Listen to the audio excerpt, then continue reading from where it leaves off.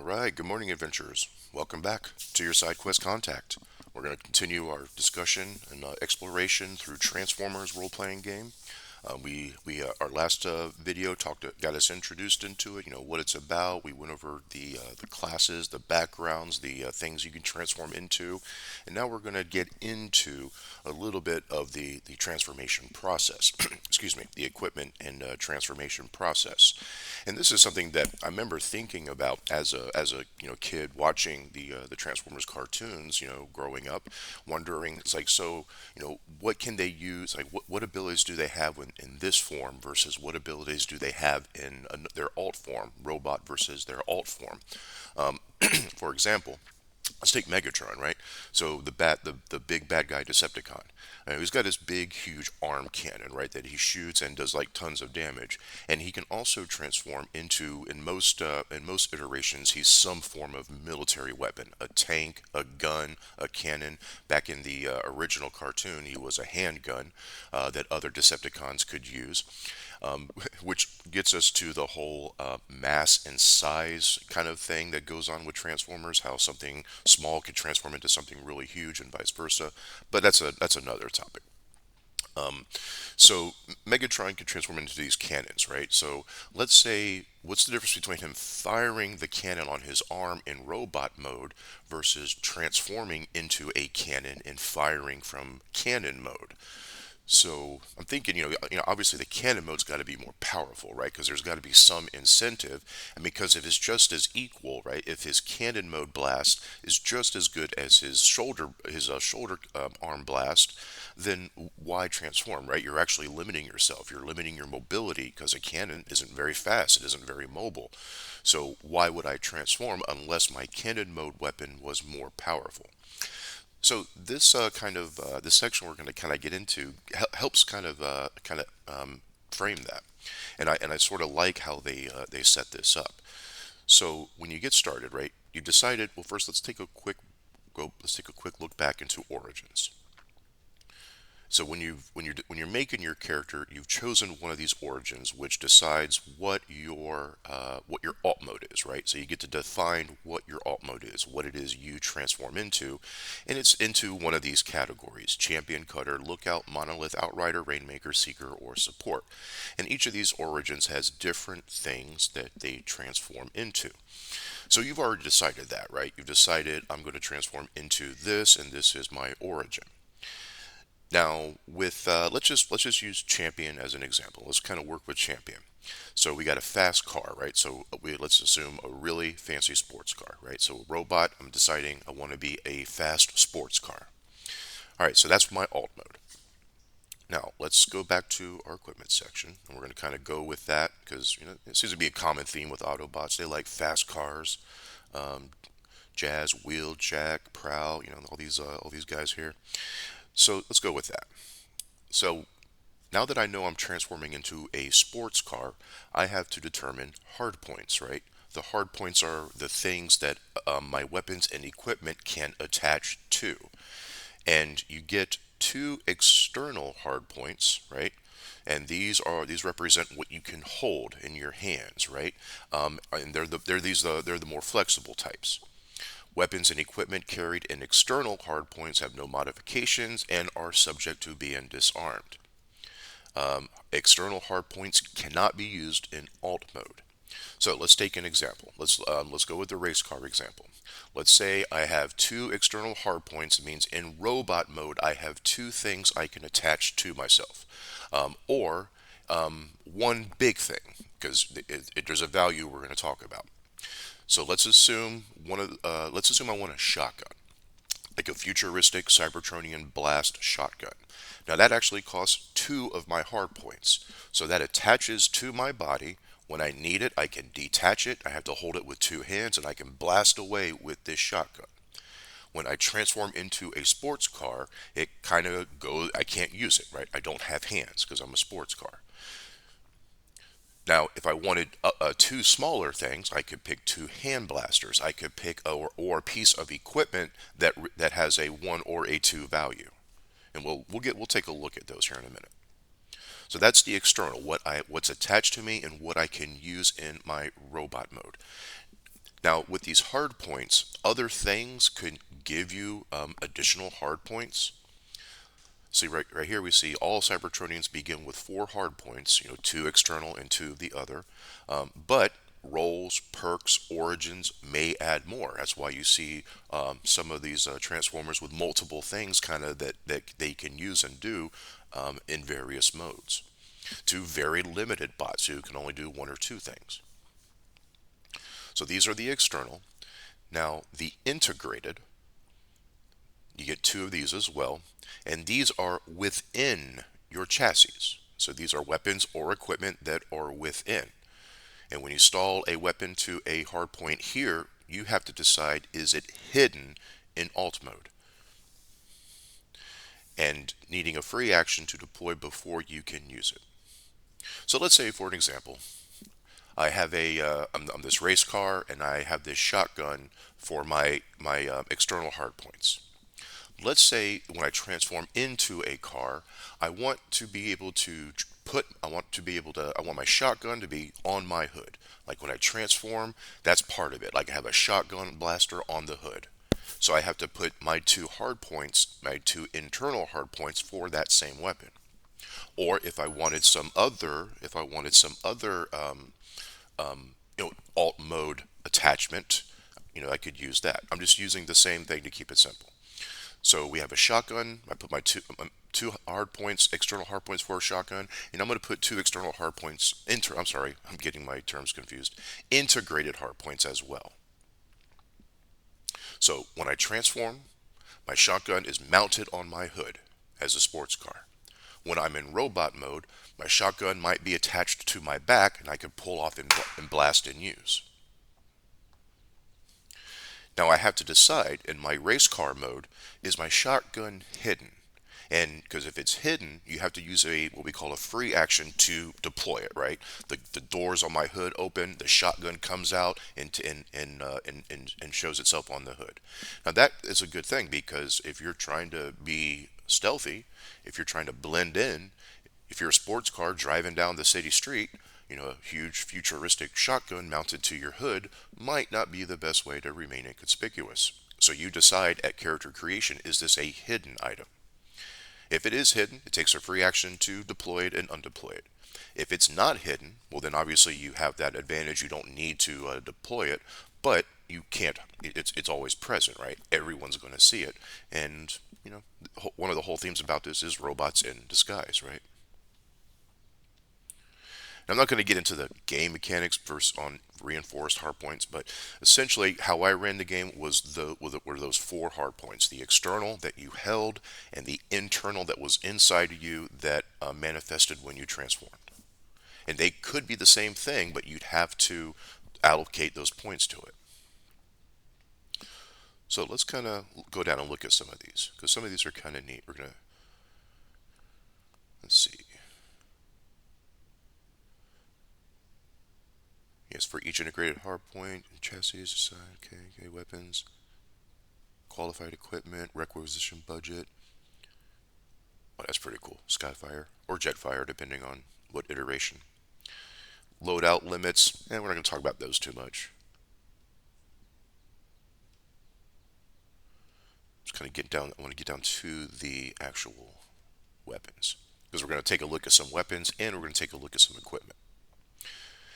Now, the weapons in this game are very customizable. They have a lot of flexibility in making the weapons do kind of specific things that you may want to do. For example, some weapons have effects and traits that have these little tags, that little features about it. And as you're designing your weapons and your attachments, you're kind of thinking, what kind of character am I? What am I? What's my specialty? Because think about each transformer has like some kind of specialty, right? All right, weapons list. So unarmed combat, that's pretty natural. Blades, bludgeons, shotguns. So like here's our shotgun example, right? Now hands, where it says hands, that's how many hard points it takes to equip this. So that's why in robot mode, I need two hands to hold it. And if I want this shotgun available in race car mode, I need to put it into my two hard points, my two integrated hard points. So that way it can be available either way. Shotguns, grenades. Now these are consumables, right? So you toss them and they're gone, and then you have to re-equip, you have to re-up them. You have to resupply because I think you start the game with like two grenades. You can pick a frag and concussion, one of each or two of one of them. Rifles, kind of again. Rifles are again they have hands too, so it takes two hard points. Notice the close combat blade, that's only one. Bludgeon is one, and so is blaster. Blaster only takes one. It's like a standard one-handed blaster. And we kind of scroll down. Now they go up by the quality is now the next quality up is called limited weapons. So now you kind of look through here, and this is how you award your players. You say, okay, now you can have access to limited weapons or limited armor upgrades, and you work your kind of way up to like restricted. Long range rifle, again, hands two, so that takes two hard points to mount, integrated or external, wherever you want to put it. In element jets, that's kind of cool, right? You can shoot out a specific element. It does one elemental damage blast, 15-foot cone,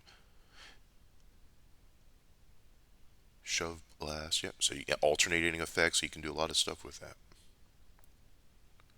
And here's like the restricted. These are the top weapons. Energized closed weapon combat, rocket launchers, grapplers. Now, in the game I did run, one of our players transformed into she was a champion, but she went with motorcycle, and she had a grappling hook that she wanted in motorcycle mode, so she could like latch onto things and drag them if necessary.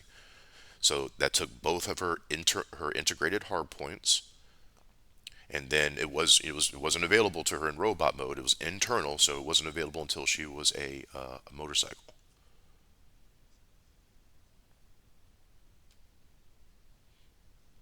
And you can upgrade these weapons.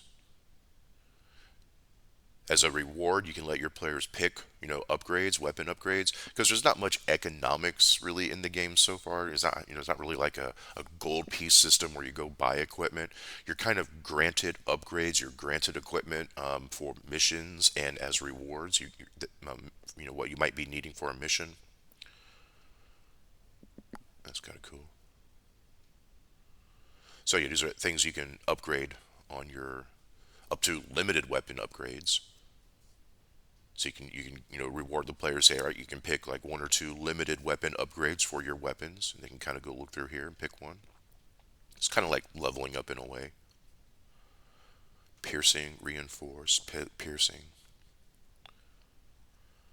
Restricted weapon upgrades. These are like the top ones. Acid bolts. That's kind of neat. The weapon gains the acid trait. Ammo feeder. The weapon loses the reload trait.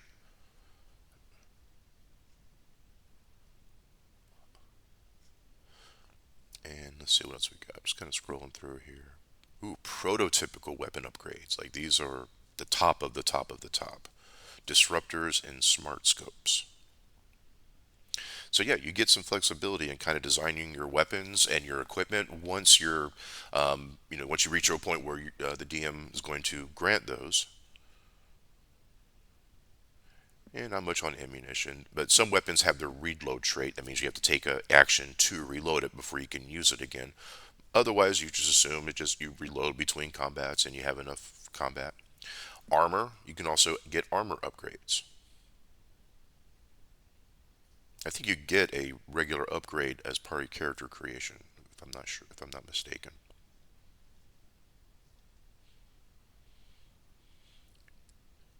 Like some kits you can take.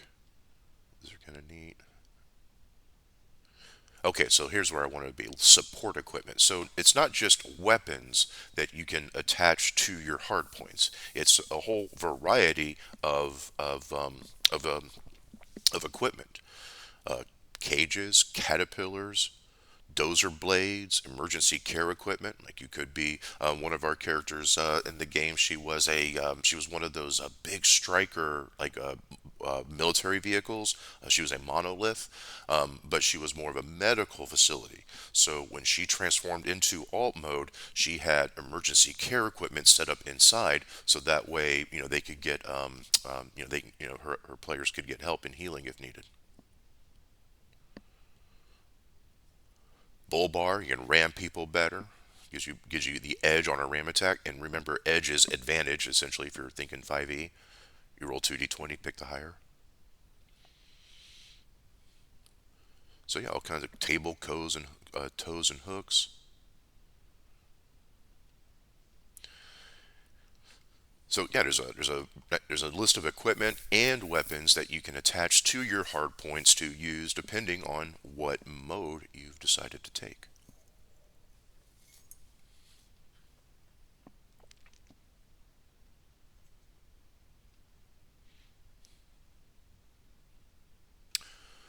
A vehicle's crew represents a combination of its operators and capacity for passengers more often or not. Okay, so this is kind of getting into that's kind of neat.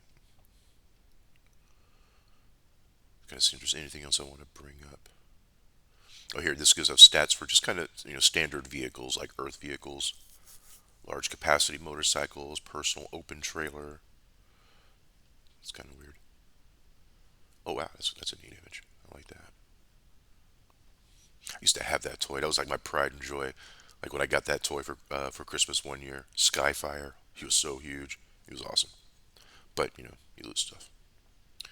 All right, we're not going to get into the combat because it's kind of similar to 5e.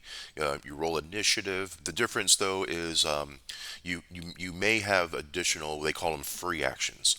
Now, your speed score, your speed essence, that determines how many actions and free actions you get.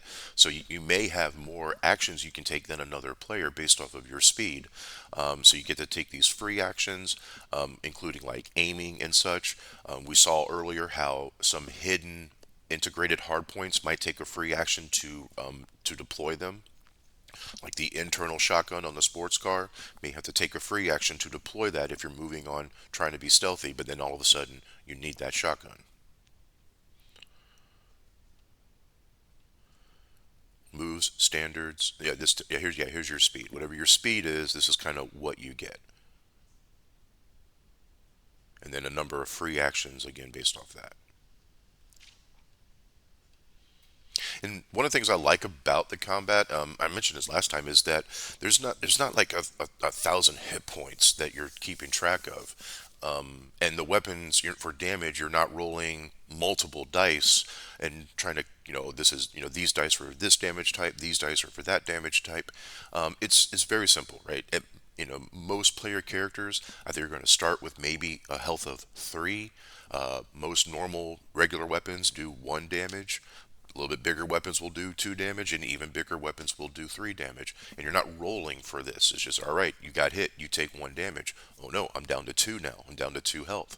Or some players might only have one or two health, like depending on, I think it's on their origin.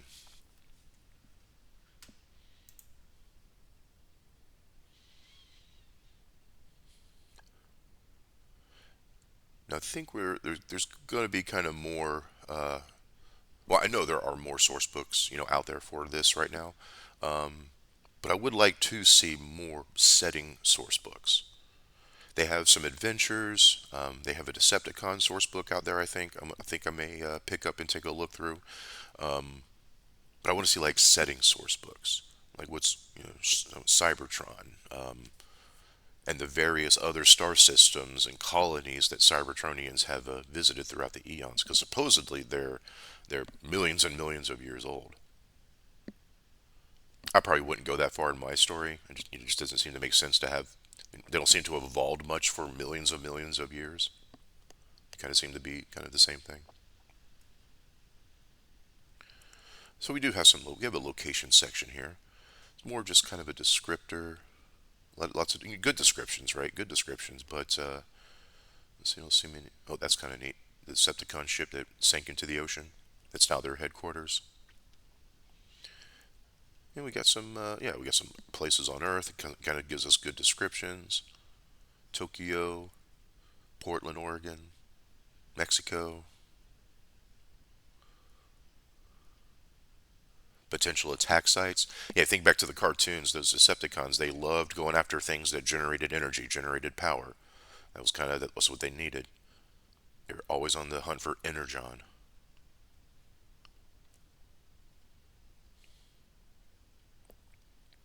Earth biomes, though a lot of this isn't going to affect Transformers that much. Cybertronians. Oh, that's a good image. Megatron, Starscream. I have a Starscream actually now. When I started running the game, I got a little a bug bit me, and I bought a few, not a lot. I think I got like four of them, but yeah, they're kind of fun to mess around with. All right, well, this just kind of gets into Decepticons and some of their threats. So check this out. Threat level. Look where Megatron is. 24. So he's like the top dude, right? And you have kind of just kind of perspective. What other ones do we know of? Some famous ones. How about let's see. Skywarp. He's one of I had him as a kid. He's one of the Jets. One of the Seekers. He's a 10. Where's Starscream? He's the head of the Seekers, the commander. So he's 17. Yeah, and you're starting off at level one as a player character, right? So a level one Cybertronian does not want to go try tangling with Megatron, because you need to be level 24 to go take on Megatron, or at least have a lot of backup with you. And yeah, then we get a section of character sheets for Decepticons. Let's do that. Let's take a quick look at Megatron. I think we got a little time, right? Just a little time. Just kind of get a grasp. Let's go threats. Where is he at? Megatron. Oh yeah.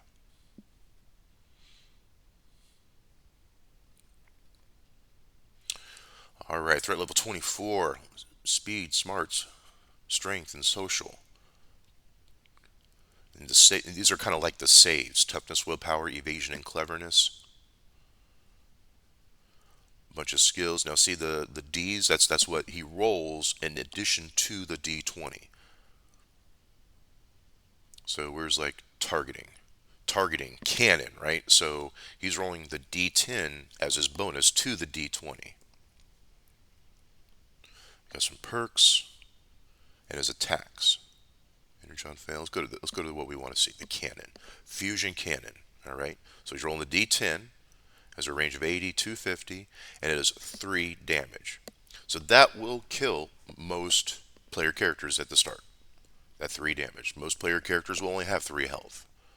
So if they see Megatron and Megatron's pointing that arm cannon at them, that's a bad day. Got some powers lists that he can do. Kind of these are kind of like maybe the legendary actions of D&D monsters. Some gear, and I love this. His hang-ups, right? Megalomaniacal monologue. That's hard to say. Megatron is a power mad tyrant and will gladly take a moment to gloat when he is successful. Anytime a foe is defeated, Megatron will spend the next D2 of his turns self aggrandizing and giving braggart speeches instead of taking normal actions. So you got a little advantage over them because he's such a megalomaniac. The reward for failure: if one of Megatron's allies fumbles in his presence, like rolls a crit 1, Megatron will then target that ally with at least one of his attacks next turn, even if it defeats that ally. So knowing like things like this can help players kind of plan things out if they ever had to kind of go against Megatron. All right, and we have a little running and adventure section.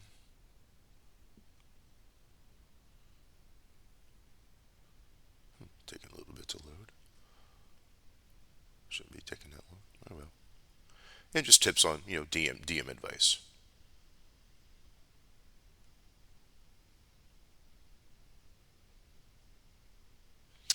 All right. So So yeah, oh, and we have and there's an adventure in here, Troubled Waters.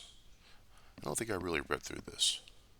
Designed for 3 to 5 first level characters as an ideal starting point for an adventuring in the world of Transformers.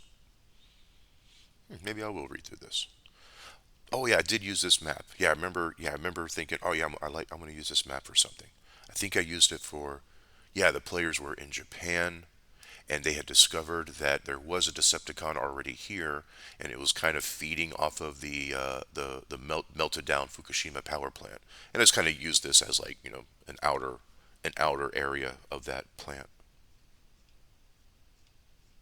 Yeah, it was like yeah, I remember now. It was an Insecticon that they found, and it was kind of feeding off of the remaining radioactivity.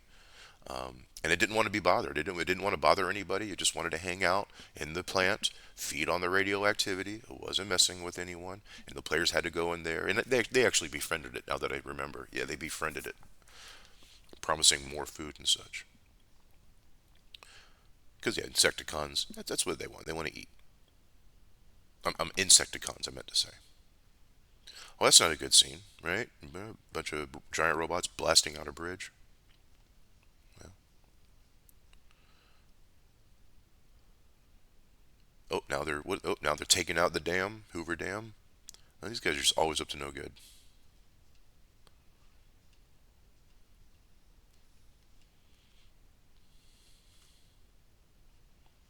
So yeah, this was a good game. I enjoyed this game, and I want more sources from it. I want some a couple of resource books, not and I want things more than just good versus evil, Autobots versus Decepticons.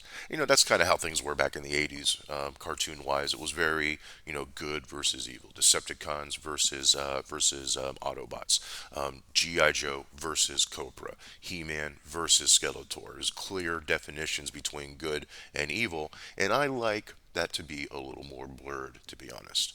I don't think evil is always just haha, I'm evil. A lot of evil people may not think they're evil. Hey, a lot of times they think they're just doing what they think is necessary, but it does have negative impacts on the people, which that results in evil. All right, friends. Well, thanks for hanging out and talking about Transformers with me. I'm going to be thinking about the next set of videos I want to do, what I want to talk about. If you have ideas, if there's something you'd like to talk about, then leave a comment. I'll take those into under advisement. And I hope you enjoy the rest of your day. Y'all take care.